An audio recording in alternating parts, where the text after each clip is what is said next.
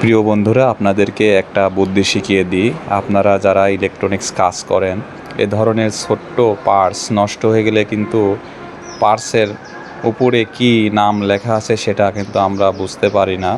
তখন আপনারা মোবাইলের সাহায্য নেবেন, মোবাইল দিয়ে জুম করে দেখবেন।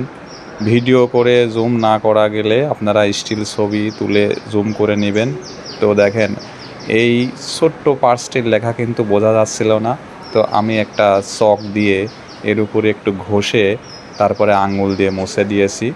প্রিয় দর্শক বন্ধুরা, এভাবে আপনারা একটু সুন্দর করে ছবি তুলে নেবেন, তারপরে ছবিটা জুম করে নেবেন, ইনশাল্লাহ দেখতে পাবেন। আমি বিগত কয়েকদিন ধরে বড় বড় আপনার পার্টসগুলো বোঝা গেলেও ছোটো পার্টস বোঝা যায় না।